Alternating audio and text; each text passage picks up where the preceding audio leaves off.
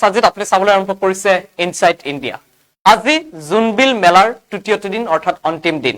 ঐতিহাসিক গোভা দেউৰজাৰ জোনবিল মেলাত লোকে লোকাৰণ্য পৰিৱেশ আৰু বীৰ দি বাট নোপোৱা পৰিৱেশৰ সৃষ্টি হৈছে তৃতীয়টো দিনত। আৰু এই জোনবিল মেলাতে নেপেজ শৈক্ষিক প্ৰতিষ্ঠানে আয়োজন কৰিছে বিনামূলীয়া স্বাস্থ্য শিবিৰ। লৈ আহিছো এই মুহূৰ্তৰ সেই খবৰ।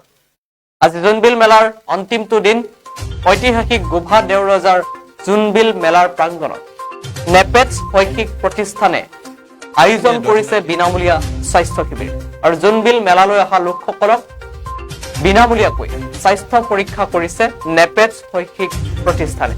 আমি দৃশ্যাংশ দেখুৱাই আছো, এয়া জোনবিল মেলাৰ পৰিৱেশ আৰু জোনবিল মেলাৰ বাকৰিত নেপেজ শৈক্ষিক প্ৰতিষ্ঠান আৰু নেপেজ শৈক্ষিক প্ৰতিষ্ঠানে জোনবিল মেলাত আয়োজন কৰিছে বিনামূলীয়া স্বাস্থ্য শিবিৰ।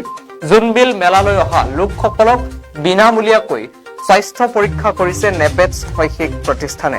আৰু এই মুহূৰ্তত আমাৰ হাতত কিছু ভাষ্য আছে, আমি সেই ভাষ্য আগবঢ়াইছো।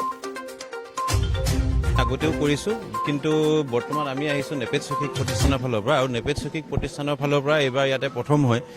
আৰু প্ৰথমে মই আপোনালোকৰ চেনেলৰ জৰিয়তে সমূহ অসমবাসীলৈ ভোগালী বিহুৰ শুভেচ্ছা আৰু লগতে এই যি ঐতিহাসিক গোভা দেউৰজা যি জোনবিল মেলা উৎসৱ, এই উৎসৱলৈ সকলোকে শুভকামনা জনাইছো। আহক সকলোৱে উপভোগ কৰক যি আমাৰ এই কৃষ্টি সংস্কৃতি পৰম্পৰা আপোনাৰ অতীজৰ পৰা চলি আহিছে, সেই অতীজক বৰ্তাই ৰাখিবলৈ আমাৰ এই তিৱাসকলে, তিৱা সমাজে যিখিনি কষ্ট কৰিছে, সেই গোটেইখিনি যাতে প্ৰতিজন অসমবাসীয়ে উপভোগ কৰে আৰু তেওঁলোককো উৎসাহ দি পেলাই আগুৱাই লৈ যায়।